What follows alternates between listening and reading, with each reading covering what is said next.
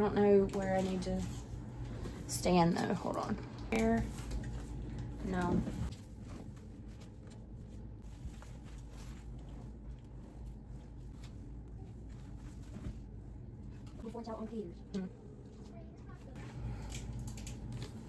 Here.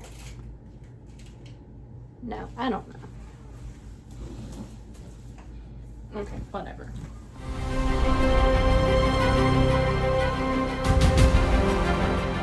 Hey guys, welcome back. Today's setup looks a little bit different because I don't have an incoming shelf anymore. I have an incoming shelf. So these are the books that I got during the month of July. There is a lot. However, 2 of them are actually series that I got all together. Some of them were pre-orders. I'm gonna wait till you get done with that.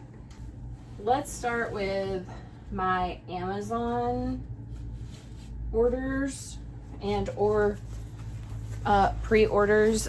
These are the rest of the Sprayed Edges paperbacks for the Harry Potter series. So starting over here with Chamber of Secrets and then going to Deathly Hallows. I did already have the first one. For whatever reason, the first one came out and then they waited a while and all of these released on the same day. I don't know why they did it like that, but I don't know. I guess they were trying to see if there was any interest in them, maybe. I don't know. But I did get these, so I will be putting them on the shelf. Also from Amazon, I got Do Androids Dream of Electric Sheep. This is the book that the Blade Runner movies were based off of. I got this one because last month the Buzzwordathon challenge was to find a book with punctuation, and then the cover challenge was something that was like technology. And so this one of course has punctuation, and then it's got like an android kind of silhouette on there. I got my copy of Shield of Sparrows. I read this on Kindle Unlimited, but I did enjoy it, so I got a physical copy. Next up, I ordered these. These were on sale during Prime Day.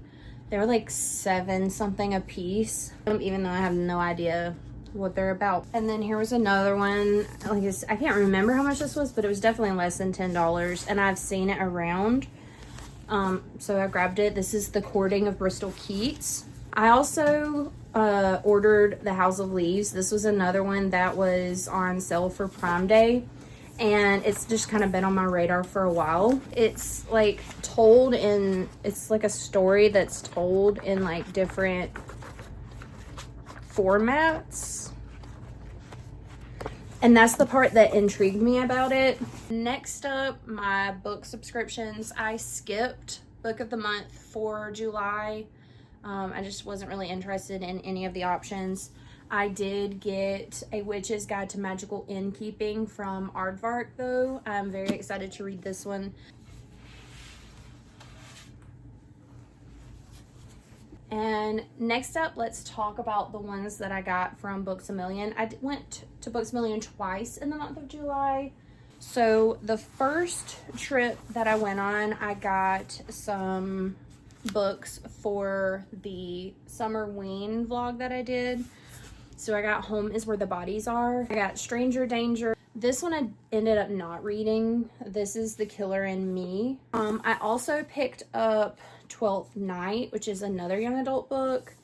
This one I thought was cute. It's got like a little sprayed edge situation going on. I don't know if maybe this was in the bargain books because the side is like messed up, because the picture's not very clear, and I don't know if it's supposed to be like that or not, but anyways. Then I got these 2. So these are 2 books in a series. Book 2 was the one that like caught my attention, but I can't get book 2 without getting book 1. So book 1 was A Fellowship of Bakers and Magic, and book 2 was A Fellowship of Librarians and Dragons. And it just looks like it's cozy fantasy.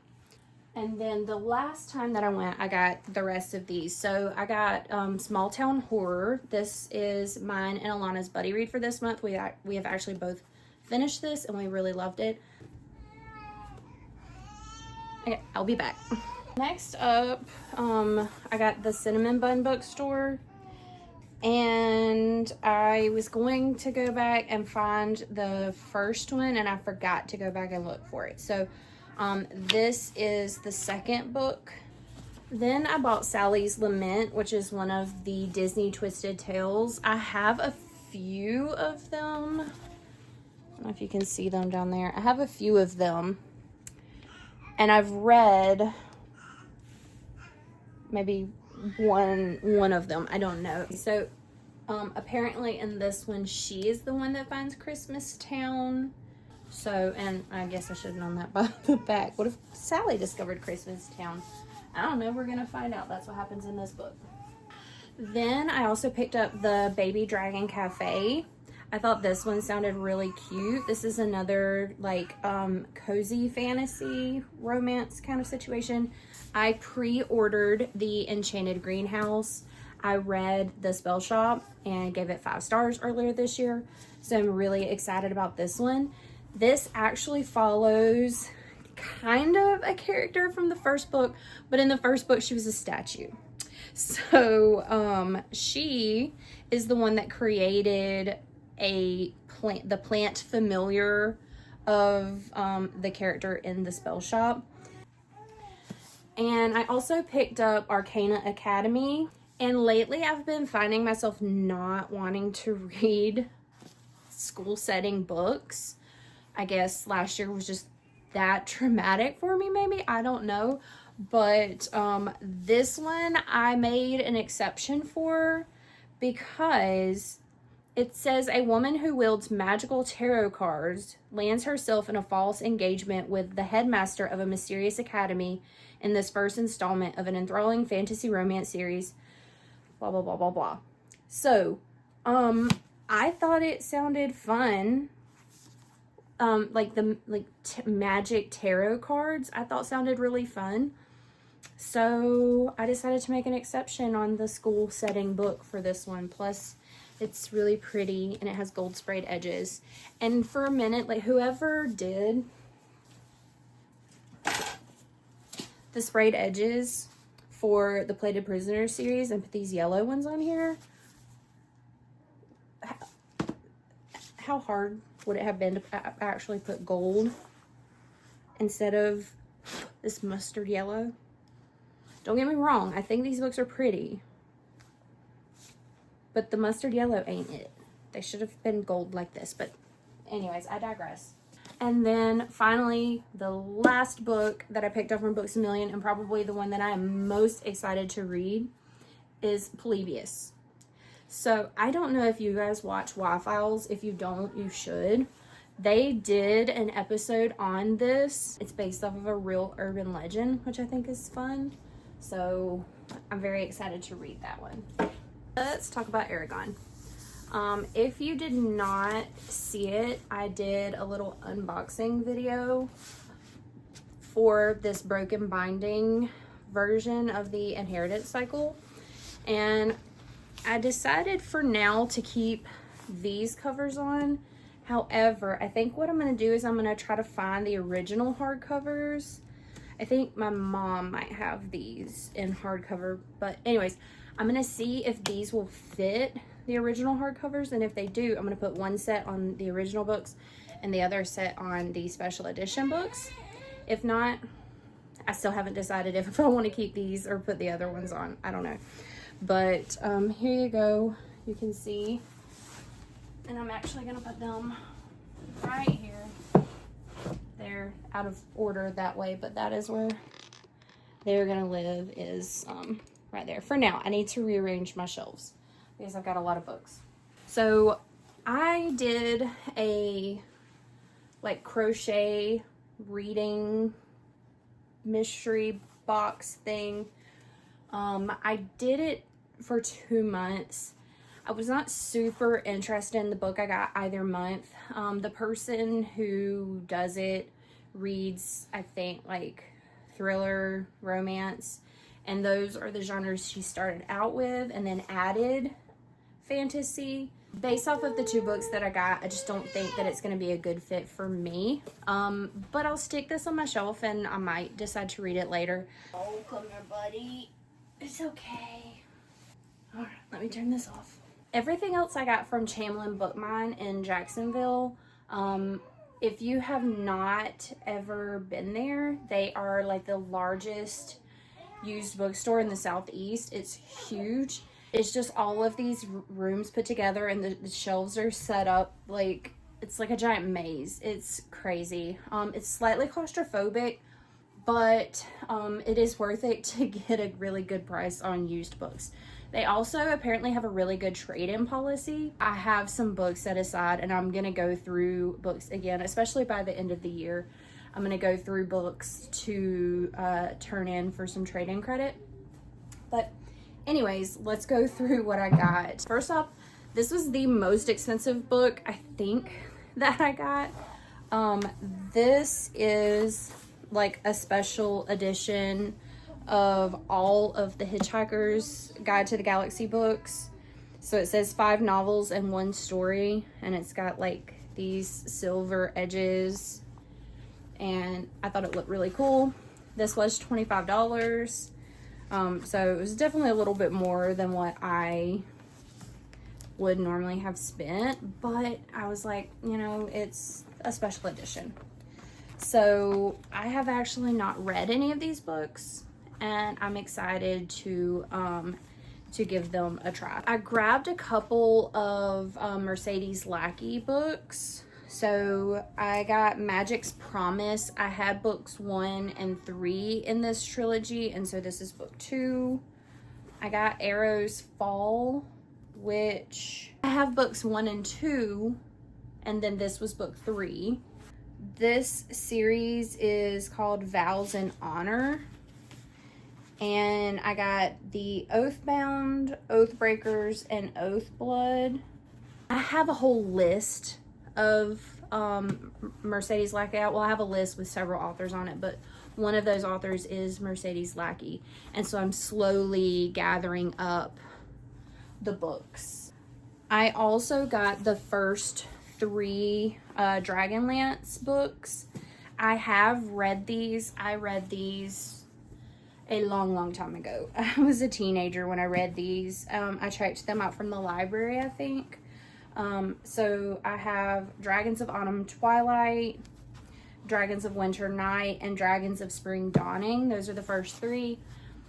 I almost got the omnibus version that has all 3 of these in it, but I mean, these were just a couple of bucks a piece. I decided to go ahead and get them in this version. Plus, I really do, like, you would think with the amount of like hardcover, special editions, sprayed edges, all of that, you would think that I would not love a good used 80s or 90s fantasy paperback, but I do. I love them. I love it when the spines are worn. I love it when it's one of those just like nostalgic 80s and 90s fantasy covers.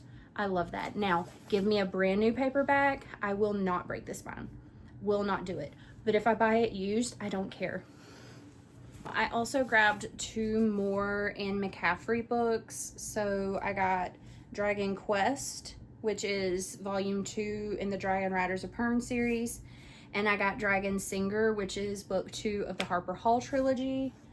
I think that's all that I picked up from there. I actually found several of these at my local used bookstore, and so I just had a few gaps that were missing, but Anne McCaffrey is another one that I'm trying to like find and read the entire backlog. So Mercedes Lackey's Valdemar books, the Dragon Riders of Pern, the Dragonlance Chronicles, those are all series that I want to go back and just read the entire thing, but it's going to take me a while. But I am slowly collecting them so that I have them. I also got 3 more books in the Green Rider series.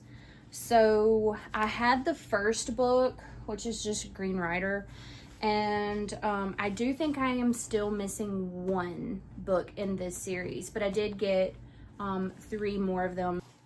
I got a few more of the yellow hardback Nancy Drew series. I got numbers 18, 20, 21, 31, 33, and 34. And I'm at the point now where I really need to write down the ones that I don't have, because I'm missing, like, I think number 25. That's it. I know I have through 34. I've worked my way up to having most of them up to the 30s. And so then from the 30s and on, I'm slowly gathering them up. These were about $3 or $4 a piece.